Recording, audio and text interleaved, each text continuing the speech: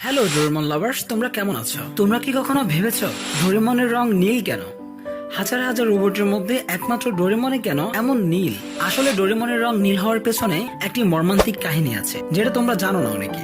অনেক বছর আগে ডোরেমনকে যখন মাতসুশিবা ফ্যাক্টরিতে তৈরি করা হয়েছিল, তখন তার গায়ের রং ছিল হলুদ। শুধু ডোরেমন না, ডোরেমনের সাথে তৈরি করা সকল রোবটও ছিল হলুদ। ইভেন তোমরা ডোরেমনের বোন ডোরেমিকে দেখলেও বুঝতে পারবে সেও হলুদ। ডোরেমনও ঠিক এরকমই হলুদ ছিল। একটা কথা বলে রাখা ভালো, ডোরেমনকে যখন তৈরি করা হয়েছিল, ডোরেমন তখন ঠিক মতো কাজ করতে পারতো না, ঠিক নোবিতার মতো কাজ করতো উল্টাপাল্টা। ডোরেমনকে যখন যেটা যেভাবে শেখানো হয়েছিল তা ডোরেমন করতে পারতো না, সঠিক সময় সঠিক গ্যাজেট বের করতে পারতো না। তো একদিন ডোরেমন ঘুমাচ্ছিল, হঠাৎ একটা ইঁদুর তার গায়ের উপর উঠে পড়ে।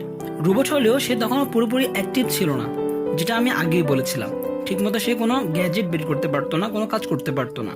তাই রক্ষার কোনো সিস্টেম তার কাজ করেনি, সে নিজেকে রক্ষা করতে পারেনি। ইঁদুরটা তার দুটি কান পুরোপুরি কেটে ফেলে। ডোরেমন জেগে ওঠে, চিৎকার করে কাঁদতে থাকে, বড্ড ব্যথা পায়, মনটা ভেঙে যায়। সে নিজেকে আয়নায় দেখে আর চিনতেই পারে না, তার প্রিয় কানের জায়গায় শুধু দুটো গর্ত। সে এতটাই ভেঙে পড়ে যে একবার নোবিতার নাতি সিওয়াশি তাকে আনন্দিত করার জন্য একটি হিউম্যান ইমোশনাল পিল খাওয়ায়, যেটা তার আবেগ জাগিয়ে তোলে। কিন্তু ভুলবশত সে দুঃখের ক্যাপসুল খেয়ে ফেলে। এরপর সে দিনের পর দিন কাঁদতে থাকে।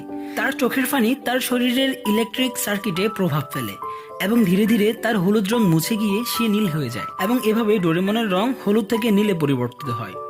নীল মানে শুধু একটা রং না, এটা ডোরেমনের ভাঙা মন, কাটা কান আর হারানো আত্মবিশ্বাসের প্রতীক। সে আজও ইঁদুরকে ভয় পায়। তোমরা ডোরেমনের অনেকগুলো এপিসোডে দেখবে ডোরেমন ইঁদুরকে ভীষণ ভয় পায়, কারণ সেই ছোট্ট প্রাণী তার জীবনের রং কেড়ে নিয়েছিল।